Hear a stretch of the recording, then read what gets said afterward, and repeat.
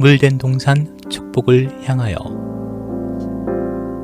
이 시간에는 물된 동산 선교회 조병선 목사님의 말씀입니다.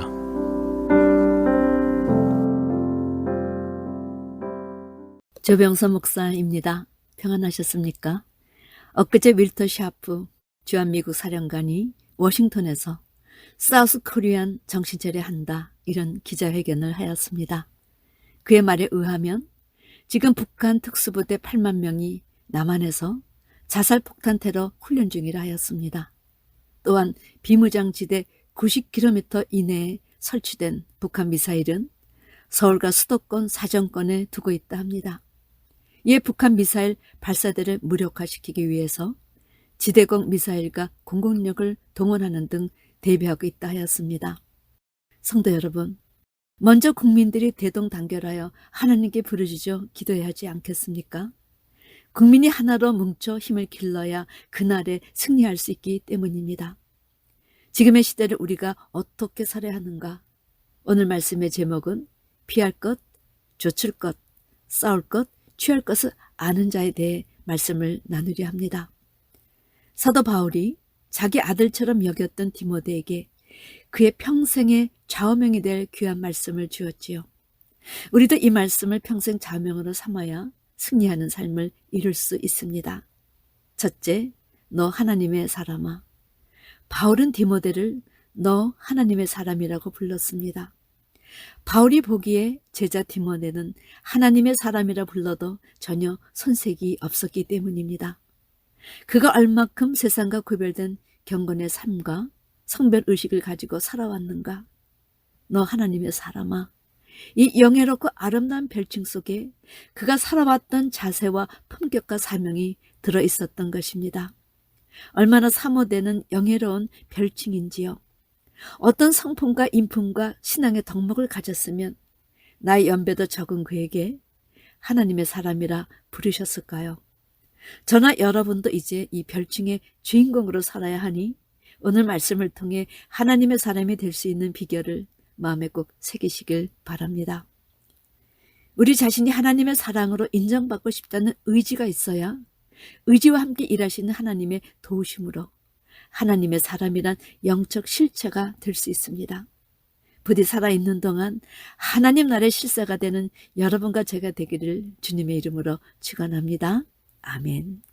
자, 두 번째, 사도 바울은 먼저 피할 것을 제시하였습니다. 여기 피하다의 의미는 너 자신을 거기에서 물러가게 하라, 이런 뜻입니다. 이런 품목들이 곁에 있으면 멸망의 요인이 되기 때문입니다. 사도 바울은 디모데에게 디모데전서 6장에서 다른 교훈을 피하라 하였습니다. 하나님 말씀과 다른 교훈을 접하면 변론과 언쟁을 일삼고 마음이 부패해져서 다툼이 일어나기 때문입니다. 그렇습니다. 사단은 하나님의 교훈을 받지 못하도록 들뻗드는 눈으로 남의 눈에 티를 빼게 해서 쌍방이 서로 정죄와 비판을 일삼게 합니다. 무엇보다도 하나님이 없는 자들은 물질을 사랑하게 되지요.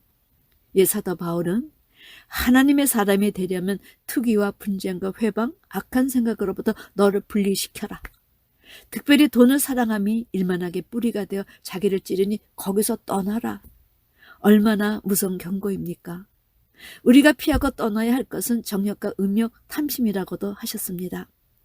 디모데후서 2장 22절에 좋고 선한 것을 피하는 것은 비겁한 일이지만 멸망할 것을 피하는 것은 용기요 지혜이니 사랑하는 디모데여 그런 죄에서 피하라고 명하셨던 것입니다. 세 번째, 디모데가 쫓아야 할 내용은 경건, 믿음, 사랑, 의, 인내, 온유 총 6가지입니다. 이 6가지는 하나님의 사람이 가져야 할 품성이지요. 의는 하나님 앞에 죄인이던 우리가 그리스도의 구속사역을 인해 그 공로를 힘입어 법적으로 의롭다함을 얻게 된 것이요. 경건은 믿음으로 의롭다함을 입은 사람이 하나님의 성품을 닮아가며 사는 실제 신앙의 삶의 내용을 의미합니다. 믿음은 구원의 진리를 깨달은 가운데 죽을 때까지 자신을 하나님께 의탁하고 순종하고 사는 삶을 말하지요. 사랑이란 자기 자신에 국한되었던 이기적인 삶의 내용을 이제 이웃도 포함해서 함께 살아가는 마음이 바로 사랑입니다. 인내란 어떤 환경과 역경 속에서도 낙심하지 않고 자기 믿음을 지키며 온 마음을 다하는 삶이 인내입니다. 마지막 온유는 자기 힘을 다스려 사람들을 하나님께 인도하는 선한 삶을 말합니다. 사도 바울은 이 6가지 품성을 지를 때 하나님은 4번째 12절 믿음의 선한 싸움을 하라 말씀하셨습니다. 믿음의 선한 싸움이란 우리 자신이 소망한 것을 얻기 위해, 아니 하나님의 상급을 얻기 위한 선한 경쟁을 말합니다. 우리의 신앙의 삶은 어떤 사고나 신념이 아니지요. 말씀과 믿음을 무기 삼아 말씀에 의한 검으로 치루어야 할 영적 싸움인 것입니다. 우리가 제일 먼저 무엇을 알고 행해야 하는가? 하나님 아버지 앞에서 내 자신이 왜 죄인인가를 제대로 깨닫는 것입니다. 그 죄를 제대로 깨닫고 그 죄를 제대로 씻어야 그 다음 우리가 우리 이웃에게 죄의 문제, 영생의 문제를 전할 수 있는 힘을 바로 위로부터 받을 수 있기 때문입니다. 성도 여러분, 구원의 첫째 조건은 무엇인지요? 사도 바울은 로마서 10장 9절에서 내가 만일 내 입으로 예수를 주로 시인하며 또 하나님께서 그를 죽은 자 가운데 살리신 것을 내 마음에 믿으면 구원을 얻으리니, 입으로 예수 그리스도를 자신의 주로 고백하고 마음으로 인정하는 것입니다. 이처럼 예수님은 그를 믿는 자의 구원의 주시요 우리가 죄를 구할 때마다 사해 주시는 우리의 영적 아버지이십니다. 따라서 주님을 통하여 영이신 하나님 아버지를 알고 믿으며 사는 것이 바로 신앙의 삶인 것입니다. 성도 여러분, 구원의 조건 2번째는 예수님이 다시 사심을 믿는 것이지요. 주님은 요한복음 11장 25절에서 나는 부활이요 생명이니 나를 믿는 자는 죽어도 살 것이다 이렇게 제시하셨습니다.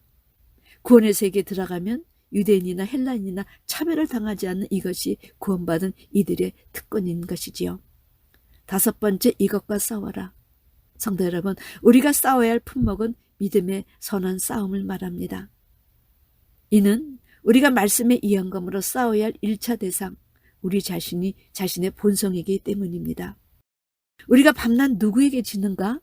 자기가 이렇게 하겠다고 결심하고 그것을 무너뜨리는 실체는 바로 또 자기 자신이 아닌지요. 사도 바울은 자신과의 긴 싸움에서 자기 안에 존재하는 죄를 진범으로 잡아냈습니다. 미국의 막강한 무기와 병력을 가지고 있었으면서도 월남전에서 승리하지 못한 이유가 무엇이었는지요. 누가 적인지 누가 아군인지 구별이 되지 않은 상황에서 전쟁을 치렀기 때문입니다. 그 결과 인력과 재력 군력을 다 낭비하고 전쟁을 마감했습니다. 우리의 신앙의 삶에서 행해야 할 것은 날 때부터 자리 잡은 자신의 죄의 본성을 깨닫고 그 죄를 씻어나가는 것에서 신앙은 출발해야 합니다. 그런데 그것을 처음부터 제대로 알지 못하니 믿음의 성장이 잘 이루어지지 않는 것입니다. 그런 의미에서 시대적인 증인이 되기 위해서는 자기 안에 있는 본성, 즉 눈에 들은 들보를 먼저 씻어내야 남의 눈에 티를 뽑을 수 있는 자리에 설 수 있습니다. 자기 본성에 대한 심각한 죄성을 깨닫지 못한다면 남의 다리만 걷다가 신앙생활을 마감할 수 있습니다. 그런 의미에서 사도 바울은 자기 눈안에 들보인 죄의 본성과 피 흘리기까지 싸우라 하셨습니다. 자기 눈안에 있는 들보를 씻어야 밝히 보는 내일을 맞게 되고 밝히 보는 능력을 갖추어야 남의 눈의 티를 뽑을 수 있기 때문입니다. 또 하나는 자기 본성 아닌 자기 밖의 죄와 싸워야 합니다. 히브리서 기자는 너희가 죄와 싸우되 아직 피 흘리기까지는 대항지 아니하였다. 이것이 바로 미혹하는 악한 영들과의 싸움인 것입니다. 사도 요한은 장래는 그 악한 영들에 의해 사로잡힌 적그리스도와 거짓 목자들이 등장, 그들과도 싸워야 할 것을 경고하고 있습니다. 거기에 더하여 사도 바울은 인간이 지닐 수 있는 가장 값진 것을 얻기 위해 믿음의 선한 싸움을 하라 이렇게 말씀해 주셨습니다. 주님은 이런 싸움에서 이길 수 있는 방법을 우리에게 전수해 주셨지요. 주님께서 40일을 금식하시고 마귀에게 돌들이 떡되게 하라 유혹받으셨을 때 곧바로 사람의 떡으로 살 것이 아니다 하나님의 입으로 나오는 모든 말씀으로 살 것이니라 이렇게 답변하시니 사단이 곧바로 항복했습니다. 이와 같이 우리도 죄와 싸우고 미혹하는 악한 영들과 싸우려면 자신의 본성과 싸워 먼저 이길 수 있어야 합니다. 자기 안의 죄성을 분별해 자신을 이길 수 있어야 악한 영들과 악한 영들의 추종자들도 이길 수 있기 때문입니다. 그런 의미에서 우리의 신앙의 삶은 늘 선악과로 유인하는 영적 실체와 맞서 대적하는 것이라 해도 과언이 아닐 것입니다. 야고보는 마귀를 대적하라, 그리하면 너희를 피하리라 하였습니다. 그런데 우리가 잠시 한눈을 팔면 더러운 것들이 우리 안에 들어와 역사합니다. 그러므로 베드로는 근신하라, 깨어라. 너희 대적 마귀가 우는 사자처럼 두루 다니며 삼킬 자를 찾나니 너희는 믿음을 굳게 하여 저를 대적하라. 이는 세상에 있는 너희 형제들도 동일한 고난을 당하는 줄을 알미니라. 성도 여러분, 이 세상에서 하나님의 자녀들은 늘 마귀를 대적하고 승리해서 자신을 지켜야 합니다. 자, 6번째는 영생을 취하라. 우리 인생이 지닐 수 있는 가장 값진 것은 내세에 대한 확고한 보증인 영생입니다. 이 소망은 우리 인생편에서는 바랄 수 없는 것을 바랄 수 있도록 그 길을 열어주신 분이 바로 하나님이시지요. 결국 우리가 피하고 쫓고 싸우는 이 모든 이유는 영생을 취하기 위한 결론이 아니겠습니까? 이 말씀을 준비하면서 문득 솔로몬이 생각났습니다. 이 세상에 솔로몬처럼 최고의 가문이 어디 있겠습니까? 더욱 그는 하나님으로부터 최고의 지혜와 지식을 받았고 아비 다윗으로부터 물려받은 재산도 만만치 않았습니다. 그는 자신의 부유함을 이렇게 고백했지요. 내가 웃음을 논하고 희락을 논하며 인생의 생활함에 어떤 것이 쾌락인지 인생들이 기뻐하는 처와 처첩들 많이 두었어. 내 눈에 원하고 즐거워하는 것은 내가 그 말이 아니었으며 이는 나의 모든 수고로 말미암아 얻은 분복이로다. 그런데 솔로몬이 그 최고의 지혜로 다 해보고 다 누렸지만 결론적으로 그가 무엇을 고백했는지요. 솔로몬은 내 손으로 한 일과 수고한 모든 수고가 다 헛되어 바람을 잡으려는 것 같으며 해 아래서 무익한 것이로다. 결국 솔로몬은 새로운 것도 뜨리는 것도 영원한 것도 없음을 깨닫게 되었습니다. 그러나 그 아비 다윗은 밧세바 이후 죄를 회개하고 어떤 고백을 했는지요. 여호와는 나의 목자이시니 내가 부족함이 없더라. 그런데 여러분도 그렇게 다윗처럼 느끼고 사시는지요? 성도 여러분, 이 세상에 영원한 것이 있다면 그것이 무엇일까요? 히브리서 13절 8절 예수 그리스도는 어제나 오늘이나 영원토록 동일하시다. 예수님이 영원하십니다. 그것뿐입니까? 하나님의 말씀이 영원합니다. 그리고 마지막 이 세상도 정력도 지나가되 오직 하나님의 뜻을 행하는 자는 영원히 거하느니라. 우리가 하나님의 뜻을 행하면 우리도 영원할 수 있다. 성도 여러분, 이 얼마나 축복이요. 이런 기적이 어디 있겠습니까? 사도 바울은 누구든지 그리스도 안에 있는 사람은 새로운 피조물이라. 이전 것은 지나갔으니 보라 새 것이 되었도다. 이렇게 외쳤습니다. 우리가 주님을 만나면 새 사람이 되고 새 성품을 받고 새 하늘과 새 땅을 맞으며 새 이름 받고 새 옷을 입는 이 영광은 하나님께서 예비한 축복입니다. 주님은 승천하시기 전에 제자들에게 예루살렘을 떠나지 말고 내게 들은 바 아버지 약속하신 것을 기다리라. 너희는 몇 날이 못되어 성령으로 세례를 받으리라. 앞으로 큰일 하려면 전혀 기도에 힘써 성령을 받으라 말씀하셨습니다. 그런 의미에서 우리가 어떤 면에서 달라져야 하는가? 사랑하는 성도 여러분, 하나님의 사람으로 인정받고 싶지 않으십니까? 성경에는 수많은 하나님의 사람이라 일컬음을 받은 자들이 기록되어 있습니다. 모세는 이스라엘 백성을 출애굽시킬 자로 하나님께서 친히 준비하신 자입니다. 신명기 33장 1절 하나님의 사람 모세가 죽기 전에 이스라엘 자손을 위하여 축복함 이러하니라. 모세는 하나님의 사람이라는 아름다운 별칭을 받은 자입니다. 다윗도 역대하 8장 14절 끝부분에서 이는 하나님의 사람 다윗이 전에 이렇게 명하였습니다. 성경에 제시된 참 선지자들은 거의 하나님의 사람으로 일컬음을 받았지요. 사무엘도 이성에 하나님의 사람이 있다고 백성들이 그를 표현했고 엘리사도 하나님의 사람이요 라고 불렸습니다.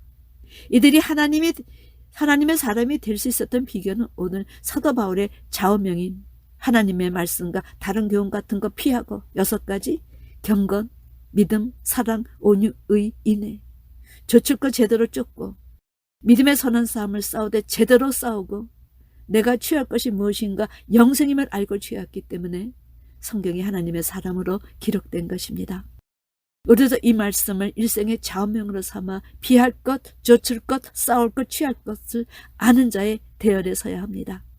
그리고 많은 사람들을 하나님 앞에 돌아오게 하여 하나님의 사람으로 불리는 한날을 맞이해야 합니다. 부디 이 말씀을 일생 좌우명을 삼아 하나님의 사람 그 자리에 도달하는 여러분과 제가 되기를 주님의 이름으로 축원합니다. 아멘.